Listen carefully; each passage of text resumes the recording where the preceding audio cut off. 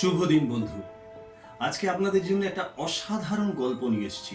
রোমাঞ্চকর, পুরনো, মন ছুঁয়ে যাওয়া এবং অদ্ভুত একটা অনুভূতি আপনাকে গ্রাস করবে ধীরে ধীরে। মনে হবে যেন আপনি সময়ের চেয়ে অনেক পেছনে চলে গেছেন। না, আমি আমি আমি কোনো টাইম ট্রাভেলের কথা বলছি না, আমি কোনো সায়েন্স ফিকশনের কথা বলছি না। আমি আসলে যেটা বলতে চাইছি সেটা হচ্ছে, আমি আপনাদের এমন একটা সাগরের গল্প শোনাবো, এমন একটা সমুদ্রের গল্প শোনাবো যে সমুদ্রে জল নেই। হ্যাঁ বন্ধু, আছে পৃথিবীতে, আমাদের কাছে, আমাদের চোখের সামনে, কিন্তু আমরা জানি না। আমরা যাই, আমরা ঘুরতে যাই, আমরা দেখতে যাই, আমরা ছবি তুলি। কারুর কারুর আবার পছন্দ হয় না এরকম ন্যাড়া জায়গা। আবার কারুর কারুর মনে হয় যে না, এ তো স্বর্গ, এরকম তো কোথাও দেখা যায়নি। কিন্তু কতগুলো ব্যাপার আছে যেখানে অদ্ভুত কিছু অনুভূতি, অদ্ভুত কিছু উদাহরণ আপনাদের সামনে রয়েছে।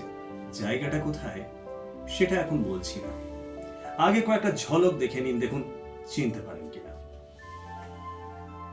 দেখছেন নিশ্চয়ই এই অসাধারণ জায়গাটা ভারতবর্ষেরই কোনো একটা জায়গা। দেখে চিনতে পারার কোনো অসুবিধা নেই, কিন্তু জায়গাটার কথা বলার আগে আমি বলে নিই, এই জায়গাটাই এক সময় ছিল টেথিস সাগর। বন্ধু, অনেক ছোটবেলা থেকেই ভূগোলের পাতায় একটা খুব সহজ সরল স্বাভাবিক বিষয় আমরা জেনে এসেছি। সেটা হচ্ছে, একটা বিরাট সাগর ছিল আজ থেকে লক্ষ লক্ষ লক্ষ লক্ষ বছর আগে, এবং সেই সাগরের থেকেই উৎপত্তি হয়েছে হিমালয় পর্বতের। অর্থাৎ পৃথিবীর সর্বোচ্চ পর্বত হিমালয় পর্বত, পৃথিবীর সবচেয়ে নতুন পর্বত হিমালয় পর্বত, পৃথিবীর এমন একটা পর্বত যেটা প্রতি মুহূর্তে ভাঙছে, গড়ছে, আস্তে আস্তে তার উচ্চতা বাড়াচ্ছে এবং ক্রমশ বেড়েই চলেছে হিমালয় পর্বত।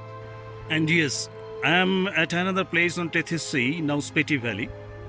Here, just look at my background. The layers after layers, layers after layers, rocks are there. These rocks were deposited underwater and submerged in the Tethys Ocean 19 million years ago. But when two plates, that is Eurasian plate and Indian plate, collided geologically, then all the sediments came up and didn't stay no more submerged, and you can see the folds of all the rock layers here just in my background, which proves that it is the time of birth of the Himalayas, and this is the places where Tethys Ocean was actually existing. Now let us come for our next part.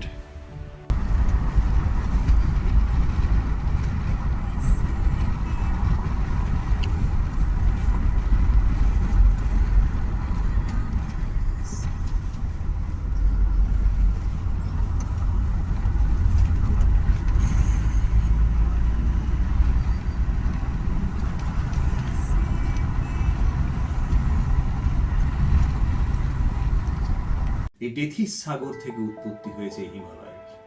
এই Tethys সাগরের খোঁজ নেবার খুব ইচ্ছে ছিল, অনেকটা গোয়েন্দা কাহিনীর মতো। কোথায় আছে টেথিস সাগর, সেই টেথিস সাগরকে খুঁজে বের করতে হবে। তো এইভাবে দেখতে দেখতে দেখতে দেখতে যখন আরো বেশি পড়াশোনার গভীরে গেলাম, তখন মনে হলো যে সত্যিই টেথিস সাগর কি আছে আদৌ? যদি হিমালয় তৈরি হয়ে গিয়ে থাকে তাহলে টেথিস সাগর থাকবে কোথা থেকে? কিন্তু না, আছে। কি অসাধারণ ভাবে আছে সেটাই হচ্ছে আপনাদেরকে আজকে দেখানোর বিষয়। আমরা যেটাকে বলছি হিমাচল প্রদেশ, বা আমরা যেটাকে বলছি লাদাখ, অর্থাৎ আমাদের ভারতবর্ষের একেবারে উত্তরে এবং উত্তর পূর্ব প্রান্তে, সেই লাদাখের এবং হিমাচল প্রদেশের বেশ কয়েকটা জায়গা আসলে টেথিস সাগর। দেখলে মনে হবে খাঁ খাঁ মরুভূমি, কোথাও কিচ্ছু নেই, মনে হবে চারদিকে বালি, এবং তার সঙ্গে সঙ্গে কিছু কিছু পাহাড় মাথা তুলে দাঁড়িয়ে আছে, কোথাও কোথাও ছোট ছোট লেক, একেবারে জনবিরল। শ্বাসকষ্ট হচ্ছে বেশি দূরে যেতে, এমনকি রাতে দিনে সবসময় একটা হাওয়া তৈরি হচ্ছে, প্রবল ঠান্ডা, প্রবল উঁচু, এমন একটা মালভূমি এলাকা বলে মনে হচ্ছে। কিন্তু অদ্ভুত ব্যাপার, এটাই হচ্ছে সেই টেথিস সাগর। এই টেথিস সাগরের বৈশিষ্ট্যটা কি? যেখানে জল নেই, আমি আগেই বলেছি। হিমাচল প্রদেশের এই অংশটাকে বলা হচ্ছে স্পিটি উপত্যকা, অর্থাৎ স্পিটি ভ্যালি, এবং লাদাখের এই অংশটা সম্পূর্ণ লাদাখের দক্ষিণ দিক। অর্থাৎ আপনি যদি খুব ভালোভাবে লক্ষ্য করেন, তাহলে দেখবেন যে যখনই লাহুল উপত্যকা থেকে আমরা পার হয়ে গেলাম, আমরা গিরিপথ পার হয়ে গিয়ে পৌঁছালাম যে এলাকাটাতে, সেটা হচ্ছে টেথিসের একটা অংশ। আবার টেথিসের প্রবর্ধিত অংশই হচ্ছে লাদাখের দক্ষিণ দিক। অর্থাৎ লাদাখের ক্ষেত্রে আমরা দেখব যে সিন্ধু নদীর সম্পূর্ণ দক্ষিণের অংশ, অর্থাৎ আরো পরিষ্কার করে বলতে গেলে জাস্কর পাহাড় বলে যে পাহাড়টি রয়েছে তার দক্ষিণ অংশটি হচ্ছে টেথিস সাগর। সুতরাং জাস্কর পাহাড়ের একেবারে পশ্চিম দিক, সেইখান থেকে শুরু করে সোজা যদি জাস্কর পাহাড়ের নিচ বরাবর আসি এবং তারপরে যদি আবার দক্ষিণ পূর্ব দিকে নেমে যাই, তাহলে সেই দক্ষিণ পূর্ব দিকে নেমে গেলে আমরা ঢুকে যাচ্ছি স্পিটি ভ্যালি। এখানে কতগুলো উল্লেখযোগ্য পাস আছে, অর্থাৎ গিরিপথ আছে, যে গিরিপথগুলোর মধ্যে উল্লেখযোগ্য কতগুলো গিরিপথ, এবং তার মধ্যে বার্লাচালার কথাই আমি বিশেষ করে বলবো, কারণ লাহুল উপত্যকা থেকে সরাসরি এখানে যাবার পথ হচ্ছে এই বার্লাচালা। লা কথাটা হচ্ছে আসলে তিব্বতী ভাষার কথা, লা কথাটা হচ্ছে গিরিপথ, অর্থাৎ দুটো পর্বত যখন একেবারে উচ্চ সীমায় গিয়ে মিলিত হয়, যখন এক পর্বত থেকে অন্য পর্বতে যাওয়ার একটা পথ তৈরি হয়, বিস্তীর্ণ প্রান্তর তৈরি হয়, সেটাই হচ্ছে গিরিপথ, সেটাই হচ্ছে লা, এবং সেই হচ্ছে বার্লাচালা। এখন প্রশ্ন হচ্ছে যে এই টেথিস সাগর, এই টেথিস সাগর এইখানটাতে পড়ে আছে এরকম ভাবে চুপচাপ, নীরব, নির্লিপ্ত। আমরা তো অনেক কিছু ধ্বংসস্তূপ দেখেছি, আপনারাও দেখেছেন ধ্বংসস্তূপ, বিভিন্ন প্রাসাদের ধ্বংসস্তূপ, বিভিন্ন ঐতিহাসিক বিষয়ের ধ্বংসস্তূপ। আপনারা কখনো বিভিন্ন মন্দিরে, বিভিন্ন মসজিদে, বিভিন্ন রকম সৌধে, বা অনেকে হয়তো হরপ্পা, মহেঞ্জোদারো বা অথবা আরো প্রাচীন ইতিহাসের নানা স্থাপত্য ভাস্কর্যের দিকে গেছেন, গিয়ে দেখেছেন ভাঙাচোরা পড়ে আছে, আমরা সেটাকে বলি ধ্বংসস্তূপ। কিন্তু একটা সমুদ্রের ধ্বংসস্তূপ, ভাবতে পারছেন? শুধু তাই নয়, এই সমুদ্রটি পড়ে আছে আজ লক্ষ লক্ষ বছর ধরে। এই বিষয়টিকে জানতে গেলে আগে একটু জানতে হবে যে এই হিমালয়ের উৎপত্তি কি হলো, কি করে হলো। বন্ধু দেখুন, আজকে আমরা যে ভারতবর্ষটাতে বাস করি, সেই ভারতবর্ষটা কিন্তু সত্যি করে আমাদের ভারতীয় প্লেট বা ইন্ডিয়ান প্লেটের অংশ নয়। অর্থাৎ সত্যি করে ভারত ভূমি, অখণ্ড ভূমি যদি ভৌগোলিকভাবে বা ভূতাত্ত্বিকভাবে বলতে হয়, তাহলে আমাদের বলতে হবে ঠিক যেখান থেকে নর্মদা নদী বয়ে যাচ্ছে অমরকণ্টক পর্বত, অর্থাৎ মধ্যপ্রদেশের উত্তর দিকের সীমানা বরাবর, সেইখান থেকে গোটা যে ত্রিভুজাকৃতির অংশটা নিচের দিকে ভারতবর্ষের, অর্থাৎ দাক্ষিণাত্যের মালভূমি, এটাই হচ্ছে সত্যিকারের সেই প্রাচীন ভারতীয় ভূখণ্ড। এই ভূখণ্ডটা কিন্তু এখানে ছিল না। অদ্ভুত ব্যাপার হচ্ছে, আপনি একটু আফ্রিকার দিকে তাকান, আফ্রিকার দক্ষিণ পূর্ব দিকে যদি যান, তাহলে সেখানে দেখবেন একটা ছোট্ট দেশ আছে যেটাকে বলে মাদাগাস্কার। সেই মাদাগাস্কারের সঙ্গে কিন্তু এটা যুক্ত ছিল। কেন যুক্ত ছিল আপনারা জানেন বন্ধু, ধীরে ধীরে ধীরে ধীরে এই মাদাগাস্কার থেকে ক্রমশ উত্তর পূর্ব দিকে লক্ষ লক্ষ বছর ধরে চলতে চলতে সেইখান থেকে ছিটকে বেরিয়ে এসে এই ভূখণ্ডটা এসে পৌঁছালো এমন একটা জায়গায়, এসে দাঁড়ালো, এসে বিশ্রাম নিল, যেখানে রয়েছে একটা বিরাট সাগর। সেই সাগরে টলটল জল, যেমন হয় সমুদ্র আর কি। আমরা জানি যে এই সাগরটাকেই বলে টেথিস সাগর। এই টেথিস সাগর কিন্তু এইটুকু জায়গার মধ্যে আবদ্ধ ছিল না। এই টেথিস সাগরের যদি পূর্ব পশ্চিম দেখেন, তাহলে দেখবেন যে পূর্ব দিকে এটা প্রায় চীনের পূর্ব প্রান্ত থেকে শুরু করে ওই দিকে একেবারে আমেরিকার পশ্চিম প্রান্ত পর্যন্ত বিস্তৃত ছিল। এবারে কি হলো, এই যে টেথিস সাগর বলতে যেটাকে বোঝাচ্ছি, সেই টইটম্বুর জল কিন্তু আর রইল না। যখন এরকম ঘটনা ঘটলো যে ভারতীয়, এর মাঝখানে আমি বলিনি যে প্লেট বিষয়টা কি। টেকটনিক প্লেট হচ্ছে একটা অদ্ভুত ঘটনা, ভূতত্ত্বের ঘটনা। অর্থাৎ আমি যে জায়গায় দাঁড়িয়ে আছি বা আপনি যে জায়গায় দাঁড়িয়ে আছেন, সেটাকে মাটি, সেই মাটির নিচ দিয়ে আপনি যদি ক্রমশ খুঁড়তে থাকেন, তাহলে স্বাভাবিকভাবেই নানা রকমের জিনিস পাবেন, পাথর পাবেন, গলিত লাভা পাবেন, এবং সেভাবে নামতে নামতে নামতে নামতে আপনি এমন একটা জায়গায় যাবেন যে সেখানে গিয়ে দেখবেন যে নিচে নিচে কিন্তু যোগাযোগ নেই। অর্থাৎ আমাদের যে আন্দামান দ্বীপপুঞ্জ না, সেটা ভারতবর্ষের মধ্যে ওপরে একটা আলাদা জায়গা হলেও নিচে কিন্তু মাটিতে মাটিতে কোনো যোগাযোগ নেই। অর্থাৎ পৃথিবীর এমন অনেক জায়গা আছে যেখানে মাটিতে মাটিতে কোনো যোগাযোগ নেই, যে কোনো কারণেই হোক। শুরুতে একটাই ডাঙা ছিল পৃথিবীর জন্মের পর, প্যানজিয়া আর প্যান্থালাসের গল্প আপনারা সবাই জানেন। এবং তারপর নানা কারণে বিভিন্ন জায়গায় চিড় খেয়ে খেয়ে সেগুলো ভাগ হয়ে হয়ে একের থেকে অপরে সরে গেছে। এর একটা অত্যন্ত উল্লেখযোগ্য উদাহরণ আপনাদেরকে দিই। সেটা হচ্ছে, দেখুন, যদি আমি পৃথিবীর ম্যাপটাকে চোখের সামনে রাখি, তাহলে দেখব যে যে কোনো মহাদেশকে তুলে নিয়ে এসে আরেকটা মহাদেশের সঙ্গে যদি লাগাই, তাহলে চাকতি চাকতি মিলে যায়, অর্থাৎ একেবারে একের সঙ্গে অপরে খাপে খাপে মিলে যায়। তার থেকে কি প্রমাণ হয়? যেমন উদাহরণ দিয়ে বলি, দক্ষিণ আমেরিকাকে যদি আপনি নিয়ে এসে আফ্রিকার বগলের তলায় লাগিয়ে দেন, লেগে যাবে। আবার যদি অস্ট্রেলিয়াকে ম্যাপ থেকে তুলে নিয়ে এসে আমাদের পশ্চিমবঙ্গের সুন্দরবনের ওখানে লাগিয়ে দেন, তাহলে দেখবেন লেগে যাবে। অর্থাৎ অস্ট্রেলিয়ার মাথার উপরের যে খাঁজগুলো রয়েছে আর আমাদের সুন্দরবনের একেবারে বঙ্গোপসাগরের উপকূল বরাবর যে খাঁজগুলো রয়েছে, সেই খাঁজগুলো কিন্তু একের সঙ্গে অপরে সেই প্লাগ লাগানোর মতো যেমন হয়, ঠিক সেভাবে মিলে যাবে। এই থেকে মনে হচ্ছে, এই থেকে প্রমাণ হচ্ছে যে একটা সময়টা একটাই ডাঙা ছিল এবং ভাঁজ হয়ে হয়ে সরে গেছে। ঠিক একই ঘটনা ঘটেছিল সেখানে। অর্থাৎ মাদাগাস্কার থেকে এই বিরাট যে ভূখণ্ডটা, সেই ভূখণ্ডটা ক্রমশ সরতে সরতে উপর দিকে চলে আসলো এবং সাগরের তীরে এসে দাঁড়ালো। সাগরের ওই পারে ছিল আরেকটা প্লেট, যেটাকে আমরা বলছি ইউরেশিয়ান প্লেট।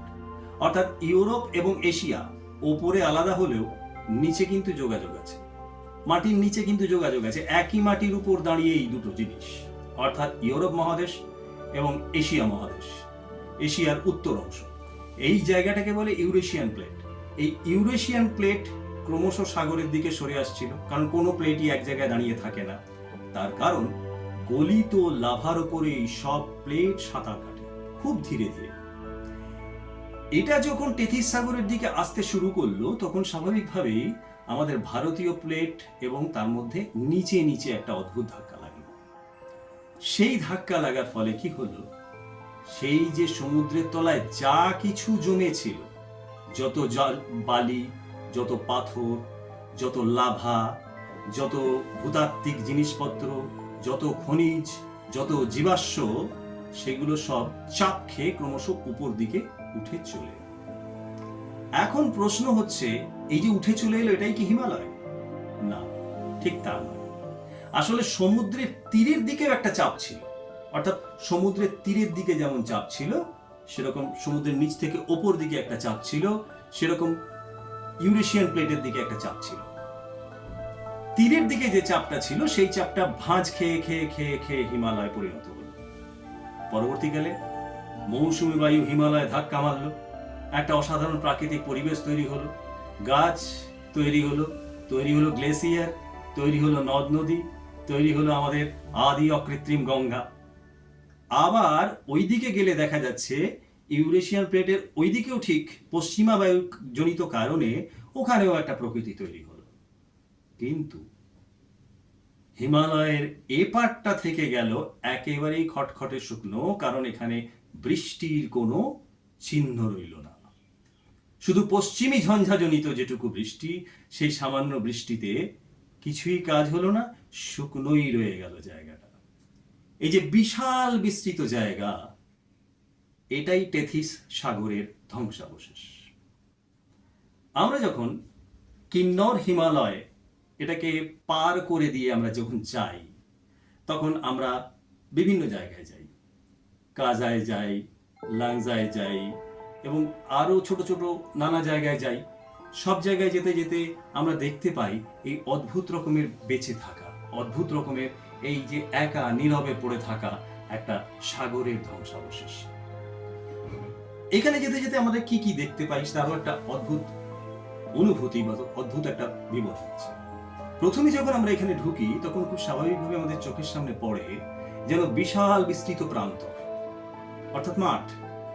যে মাঠকে দেখলে মনে হবে এটা মরুভূমি, যদিও আমাদের পারিভাষিক অর্থে এটাকে বলা হয় কোল্ড ডেজার্ট, শীতল মরুভূমি। এটা একটা বড় বায়োস্ফিয়ার, কিন্তু আদপে এই মরুভূমির যা বৈশিষ্ট্য, মরুভূমির যে বালি, তার সঙ্গে এর কিন্তু অতটা ঘনিষ্ঠ সম্পর্ক নেই। এই বালি আসলে বেলে পাথরের চূর্ণ হয়ে যাওয়া অংশ, এবং সেটা শক্ত। ধুলোবালি নিশ্চয়ই আছে, লক্ষ লক্ষ বছর ধরে এখানে যা কিছু ছিল সব আবহাওয়া বিকারের কারণে ক্ষয়ে যেতে যেতে যেতে যেতে বায়ু প্রবাহের ফলে এক জায়গা থেকে আরেক জায়গায় গিয়ে নানা রকমের সৃষ্টি করেছে, নানা রকমের আকৃতি সৃষ্টি করেছে। কিন্তু এখানে ঠিক সেই অর্থে মরুভূমি নয়। এই জায়গাটা কিরকম বোঝাতে গেলে আপনাদের বুঝতে হবে যে এই জায়গাটা ঠিক অনেকটা চাঁদের মতন কিংবা মঙ্গল গ্রহের মতন। মঙ্গল গ্রহ নিশ্চয়ই আপনারা ছবিতে দেখেছেন। এর আগেও আমাদের নাসা থেকে perseverance rover, curiosity rover, Ingenuity helicopter এবং আরো নানা রোভার তারা মঙ্গল গ্রহে রয়েছে এবং তারা ঘুরে বেড়াচ্ছে, তারা কিন্তু দেখাচ্ছে, তারা নানা রকমের জায়গায় নানা রকমের আবিষ্কার করে যাচ্ছে, নানা রকমের ড্রিলিংস, নানা রকমের তথ্য আমাদেরকে দিয়ে যাচ্ছে। আমরা সেখানে যে পরিবেশটা দেখি সেই পরিবেশের সঙ্গে টেথিস সাগরের এই অঞ্চল, অর্থাৎ আরো পরিষ্কার করে বললে হিমাচল প্রদেশের স্পিটি ভ্যালি এবং লাদাখের দক্ষিণ অংশ, জাস্কর পর্বতের দক্ষিণ অংশের এই বিশাল বিস্তৃত অঞ্চল এর অদ্ভুত নীল। শুধু রংটা মঙ্গল গ্রহের একটু লাল। আবার আমরা যদি দেখি যে কোথাও কোথাও এমন এমন জায়গায় কিছু কিছু পাথর রয়েছে, সেই পাথরগুলোর মধ্যে যেমন একটা রং, যেমন একটা গঠন, সেই গঠন কিন্তু চাঁদেও পাওয়া গেছে। চন্দ্রায়ন গিয়ে তো দেখেছেই, এবং অন্যান্যরা যারা গেছেন 7-8 জন চন্দ্রে গেছেন এখনো পর্যন্ত, সেইখানে নেমে তারা নিজেদের তথ্য দিয়েছেন আমাদের কাছে। সেই তথ্যগুলোকে আমরা যখন খুব কাছ থেকে দেখছি, সেই তথ্যগুলোকে আমরা যখন আরো ভালো করে বোঝার চেষ্টা করছি, তখন কিন্তু দেখছি আমাদের মনে হচ্ছে না যে আমরা মঙ্গল গ্রহে, না আমরা চাঁদে কোথায় যে রয়েছি, নাকি আমরা স্পিটি ভ্যালিতে রয়েছি, নাকি আমরা জাস্কর পর্বতের দক্ষিণে রয়েছি। এটাই আমাদের কাছে আশ্চর্যের বিষয়। অর্থাৎ প্রাচীন কাল থেকে একটা গ্রহ যখন তৈরি হয়, তখন সেই গ্রহের যে বিবর্তন হয়, তার যে ভূতাত্ত্বিক বিবর্তন হয়, সেই ভূতাত্ত্বিক বিবর্তনগুলো কিন্তু এখানে রয়েছে। আমরা যখন টেথিস সাগরকে খুঁজতে গিয়েছিলাম, তখন খুব স্বাভাবিকভাবেই আমরা একটা নির্দিষ্ট পথ ধরে গিয়েছিলাম।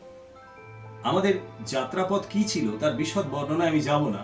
আমি শুধু এইটুকুই বলবো যে আমরা দুটো জায়গায় গিয়েছিলাম। একটা হচ্ছে স্পিটি ভ্যালি বা স্পিটি উপত্যকা, এবং স্পিটি ভ্যালি থেকে আবার বাইরে বেরিয়ে এসে আমরা বারলাচা লা দিয়ে আমরা গিয়েছিলাম লাদাখের দক্ষিণে। তো এই যে দুটো অঞ্চল, এই দুটো অঞ্চল একের সঙ্গে অপরে যুক্ত, এটা খুব স্বাভাবিক। এবং সেই জায়গাতে কতগুলো বিষয় আছে যেখানে দেখলে স্পষ্ট বোঝা যায় যে কিভাবে হিমালয়ের উৎপত্তি হয়েছিল। এর আগে নেপালে আমরা দেখেছিলাম, আর এখানে দেখলাম। অর্থাৎ আমরা যখন স্পিটি উপত্যকার এক জায়গা থেকে অপর জায়গায় ভ্রমণ করছি, তখন আমরা দেখতে পাচ্ছি এমন কিছু জায়গা যেখানে দেখে মনে হচ্ছে যেন দুপাশে ভাঁজ খেয়ে পাথরগুলো, অর্থাৎ সমুদ্রের তলার পাথর, সমুদ্রের তলা বললেও ভুল হবে, সমুদ্রের তলারও আরো অনেক নিচে, সি বেড যেটা, তার থেকেও অনেক নিচে, সেইখানকার পাথরগুলো একে অপরের গায়ে ধাক্কা খাওয়ার ফলে কিরকম বেঁকে বেঁকে কৌণিক ভাবে উঠেছে। একটা পাথরের গায়ে আরেকটা পাথর, একটা পাথরের গায়ে আরেকটা পাথর, একটা পাথরের গায়ে আরেকটা পাথর, এই যে কৌণিক ভাবে উঠেছে, উঠতে উঠতে উঠতে উঠতে সেটা মানে সেইভাবেই লক্ষ লক্ষ বছর ধরে রয়ে গেছে। ছুঁলে মনে হয় যেন আমি লক্ষ বছর আগের কোনো একটা মুহূর্তকে ছুঁয়ে এলাম। একটা অদ্ভুত অনুভূতি হয়। আর সেইখানটায় দাঁড়িয়ে খুব গর্জের মধ্যেও দেখার প্রয়োজন হয় না। কাছাকাছি সামনে দিয়ে বয়ে যায় ছোট্ট নদী, স্পিটি নদী, যে নদী শতদ্রুতে গিয়ে মিশেছে। শতদ্রু তিব্বতের মানস সরোবরের কাছাকাছি তার উৎপত্তি, এবং সে সরাসরি এসে হিমাচল প্রদেশ দিয়ে এসে ঢুকে সিন্ধু নদীতে মিশে গেছে পাকিস্তানে গিয়ে। কিন্তু এই স্পিটি নদী যে গিয়েছে, তার দুপাশের যে অসাধারণ প্রাকৃতিক বৈচিত্র্য, তার যে অসাধারণ প্রাকৃতিক সৌন্দর্য, সেই সৌন্দর্যকে ভাষায় ব্যাখ্যা করার ক্ষমতা রাখে। অদ্ভুত রকমের একটা অনুভূতি ছেয়ে যায় সারা শরীরে, এবং মনে হয় নিঃসীম শূন্যতার মধ্যে রয়েছি, অন্য গ্রহে রয়েছি। মনে হয় এমন একটা জগতে রয়েছি যে জগৎটা আমার এই ডাইমেনশনের মধ্যেই নেই, আমার এই তৃতীয় ডাইমেনশনের মধ্যেই নেই, চতুর্থ ডাইমেনশনের মধ্যেই নেই, তার বাইরে অন্য কোনো ডাইমেনশনে আমরা পৌঁছে গেছি, কিন্তু আমার সেই পারসেপশন নেই। চক্ষু, কর্ণ, নাসিকা, জিহ্বা, ত্বক ছাড়া আমার অন্য কোনো ইন্দ্রিয় নেই, যে ইন্দ্রিয়কে প্রয়োগ করে আমি এই জায়গাটাকে দেখতে পাই। তো যে কথাটা আপনাদেরকে বলছিলাম, যে বিভিন্ন জায়গায় আমরা কি যা যা দেখছি তাতে কিন্তু পরিষ্কার বোঝা যাচ্ছে এটা টেথিস সাগর। প্রথমত আমরা এই যে ভাঁজ খাওয়া পাথরের কথা বললাম, সেটা যেমন একটা প্রমাণ দিচ্ছে আমাদের কাছে। আরও একটা যে গুরুত্বপূর্ণ প্রমাণ দিচ্ছে সেটা অসাধারণ, সেটা হচ্ছে পিন উপত্যকা বা পিন ভ্যালি। এই পিন ভ্যালিটাকে যদি আমি অনেক আগের দিক থেকে দেখি, তাহলে এটা হচ্ছে সেই যেটাকে বলে সমুদ্র উপকূলের কাছে শ্যালো এরিয়া। যে কোনো সমুদ্রে একটা শ্যালো এরিয়া থাকবে। শ্যালো এরিয়া বলতে কি বোঝায়? শ্যালো এরিয়া হচ্ছে একেবারে উপকূলের কাছাকাছি সমুদ্রের অংশ, যেখানে সমুদ্রের গভীরতা খুব একটা বেশি থাকে না। যত বেশি নিচের দিকে যাবেন ততই সমুদ্র গভীর হতে থাকে। এই যেখানে গভীরতা থাকে না সেই জায়গাতে খুব স্বাভাবিকভাবেই একটা অন্যরকম বৈশিষ্ট্য তৈরি হয়। টেথিস সাগরের এই যে শ্যালো এরিয়া অর্থাৎ উপকূলের একটা দিক, সেই দিকটাই হচ্ছে পিন ভ্যালি। ভূতাত্ত্বিক গবেষণা দিয়ে এটাকে পরিষ্কার বোঝানো গেছে, এর স্ট্রাটাগুলোকে যখন ধীরে ধীরে গবেষণার ক্ষেত্রে নিয়ে যাওয়া হয়েছে, বিশ্লেষণের ক্ষেত্রে নিয়ে যাওয়া হয়েছে, তখন এই অসাধারণ পিন ভ্যালিকে দেখা গেছে। এই পিন ভ্যালিকে দেখলে আপনার মনে হবে যেন পৃথিবী দুটো ভাগে ভাগ হয়ে যাচ্ছে, আর মাঝখানে নিচ দিয়ে একটা নদী বইছে, সেটা যে খুব গভীর তা নয়, কিন্তু তার চারপাশের বিস্তৃতি এমনই, এবং সত্যি করে তার চারপাশের বিস্তৃতি এমনই একটা আবহ তৈরি করেছে যে আপনার মনে হবে না যে এটা একটা সাধারণ নদী বা তার দুপাশে নদীর তীর। আপনি একটা প্রাগৈতিহাসিক জায়গায় পৌঁছে যাবেন, এবং যেখানে পৌঁছাবেন সেইখান থেকে আপনি পরিষ্কার খুব মনোযোগ দিয়ে লক্ষ্য করলে দেখবেন, চোখ বুজে সেই সময় মানচিত্রটাকে ভাবলে আপনি দেখতে পাবেন যে এটা হচ্ছে সেই শ্যালো এরিয়া, এটা হচ্ছে সেই অগভীর জায়গা যেখানে মার্শল্যান্ড বলা হয়, অর্থাৎ ছোট ছোট প্রাণী জীবাশ্ম যারা এখানে বসবাস করে, পরবর্তীকালে জীবাশ্মগুলো সেখানে থাকে, সেই জীবাশ্মগুলো আমরা লাংজায় গিয়ে পাই। এখন এই পিন উপত্যকার অসাধারণ সৌন্দর্য, সেই অসাধারণ সৌন্দর্যের সঙ্গে এই ভূতাত্ত্বিক বিষয়টাকে আমরা যখন মিলিয়ে ফেললাম, তখন স্বাভাবিকভাবেই প্রাচীন টেথিস সাগরের অস্তিত্বটা আমাদের কাছে যেন আরো বেশি গভীর হয়ে উঠল। শুধু কি তাই না, গোটা সফর জুড়ে এক জায়গা থেকে এক জায়গায় যাওয়া মানে আসলে টেথিস সাগরের উপর দিয়ে জাহাজে করে ভ্রমণ অথবা নৌকায় করে ভ্রমণ। এখন যেহেতু সেখানে জল নেই, জাহাজ নৌকার প্রশ্ন নেই, স্বাভাবিকভাবে সেখানে আমাদের গাড়ি চলবে, আমাদের পা চলবে, আমাদের হাঁটা চলবে, সব কিছুই চলবে। এবং চলতে আমরা সেই টেথিস সাগরের আরো বেশি গভীরে ঢুকে যাব। এই করতে করতে আমরা যখন লামায়ুরু পৌঁছাই, তখন গিয়ে সেখানে দেখি দু ধরনের একটা ঘটনা। একটা হচ্ছে মাটির তলা থেকে সেই লাভা উৎক্ষেপণ হয়, সব জায়গাতেই হয়। যেখানে যেখানে এখনো আর্থ আন্ডার কনস্ট্রাকশন, আক্ষরিক অর্থে, অর্থাৎ পৃথিবী এখনো নির্মাণাধীন, পাহাড় পর্বত এখনো নির্মাণাধীন, সেখানে স্বাভাবিকভাবেই লাভার উৎক্ষেপণ হয়। কোথাও আগ্নেয়গিরি হিসেবে হয়, কোথাও হয়তো জ্বলন্ত আগ্নেয়গিরি, কোথাও হয়তো শিল্ড ভলক্যানো, এরকম নানা রকম ভাবে তার বহিঃপ্রকাশ ঘটে। সেইগুলো বেরিয়ে এসে লক্ষ লক্ষ বছর ধরে জমে গিয়ে যেন মনে হচ্ছে যে একটা নির্দিষ্ট আকারের বড় বড় গেটের স্তম্ভ তৈরি করেছে, পিলার তৈরি করে রেখেছে। আবার লামায়ুরুর একটা জায়গাকেই তো বলাই হয়, সেটা হচ্ছে মুনল্যান্ড, অর্থাৎ তার রং, তার গঠন শৈলী, সেগুলো সব মিলিয়ে সেটা অনেকটা চাঁদের মাটির মতো সেটা বলা হয়। কিন্তু ব্যক্তিগতভাবে আমার কাছে মনে হয় যে এই টেথিস সাগর এলাকার সঙ্গে মঙ্গল গ্রহের অনেক মিল আছে। যারা নাসা ওয়েবসাইট দেখেছেন বা যারা পার্সিভারেন্স রোভারকে ফলো করেছেন, কিউরিওসিটি রোভারকে ফলো করেছেন, তারা পরিষ্কার বুঝতে পারবেন যে এর সঙ্গে এর কিন্তু কোনো খুব একটা তফাৎ নেই। এই জায়গাটা বাদ দিয়ে আমরা যখন সিন্ধু নদীকে দেখতে যাই, অর্থাৎ সিন্ধু নদী হচ্ছে সেই রিফট ভ্যালি, অর্থাৎ সিন্ধু নদী ভাগ করলো টেথিস সাগর এবং ইউরেশিয়ান প্লেটকে। অর্থাৎ একটু আগে যেটা বলছিলাম যে মাদাগাস্কার থেকে ভারতীয় প্লেট সরাসরি উপর দিকে উঠে গিয়ে টেথিস সাগরে গিয়ে ইউরেশিয়ান প্লেটের সঙ্গে ধাক্কা মারলো। এই ধাক্কা মারার পরে যে গিরিখাত তৈরি হলো, সেই গিরিখাতের মধ্য দিয়ে সিন্ধু নদী প্রবাহিত হয়েছে। অর্থাৎ সিন্ধু নদীর উত্তর দিকটা চলে যাচ্ছে তিব্বত মালভূমির অংশে। আমরা লাদাখে যারা ঘুরতে যাই বা গেছি, যারা খারদুংলা পেরিয়েছি, যারা নুব্রা উপত্যকায় গেছি, যারা হুন্নার কোল্ড ডেজার্ট দেখেছি, যারা প্যাংগং লেক দেখেছি, বা যারা তুর্তুকের দিকে গেছি, তাদের স্বাভাবিকভাবেই এই যে এলাকাগুলো, এগুলো সরাসরি তিব্বত মালভূমির মধ্যে পড়ে। জিওলজিক্যালি, ভূতাত্ত্বিকভাবে তার সঙ্গে কিন্তু এই টেথিসের কোনো সম্পর্ক নেই। আমরা যখন কারাকোরাম পেরিয়ে দক্ষিণ দিকে আসব, অর্থাৎ আরো পরিষ্কার করে বলি যে একেবারেই উত্তর পশ্চিম প্রান্ত থেকে কারাকোরামের একটা অংশ লাদাখে এসে ঢুকেছে। স্বাভাবিকভাবেই সেই কারাকোরাম পর্বতটাকে কখনো কখনো লাদাখ পর্বতও বলা হচ্ছে। সেই কারাকোরাম পর্বতের দক্ষিণ দিকটা থেকে যখন আমরা এসেছি, তখন তখন সেইখানে আমরা কিন্তু আরো ভালোভাবে আরো সুন্দরভাবে দেখতে পাচ্ছি এই জায়গাটা, বুঝতে পারছি এই প্রাকৃতিক ফারাক।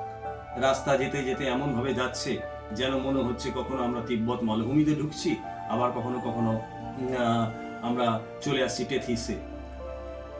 আক্ষরিক অর্থে এই জায়গাটার সিন্ধু নদীর ব্রিজ ক্রস করা, সিন্ধু নদীর উপরে ছোট খাটো যেটুকু সেতু আছে সেই সব সেতুগুলোকে পার করতে গেলেই আমরা টেথিস সাগরে যাই, আমরা চলে আসি আবার তিব্বত মালভূমিতে, আবার টেথিস সাগরে যাই, আবার চলে আসি তিব্বত মালভূমিতে।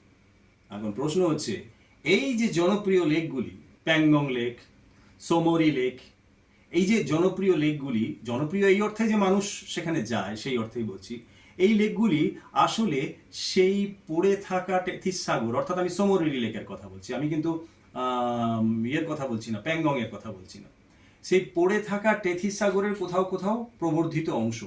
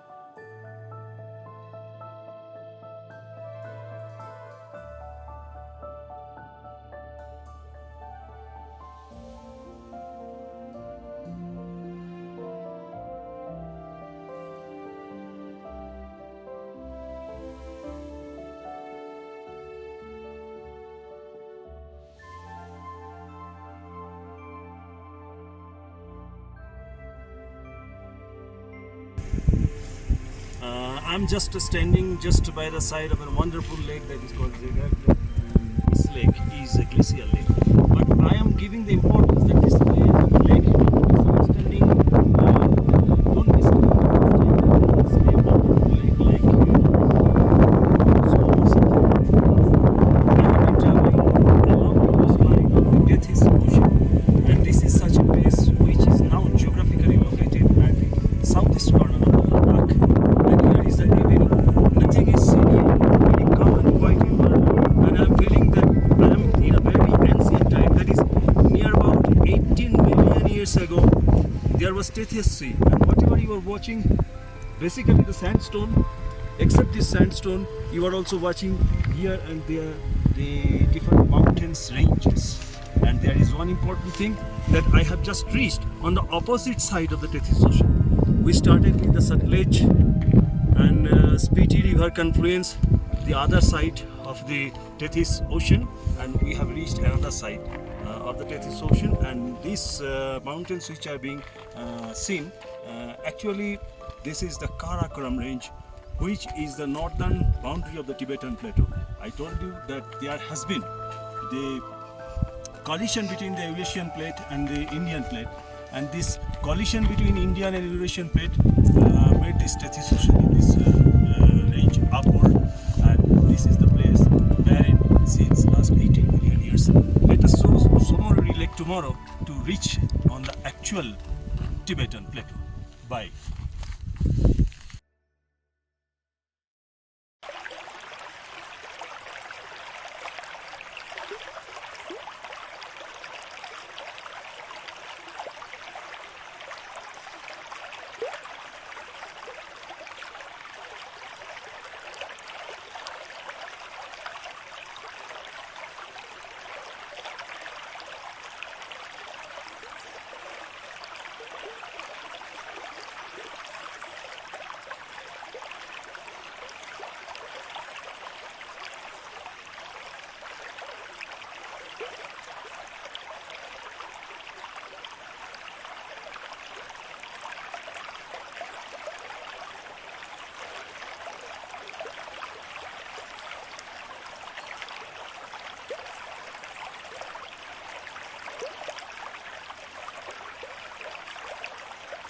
যদিও সোমররি লেক তিব্বতের মালভূমিতে পড়ে, সেটা কিন্তু টেথিসের অংশ নয়।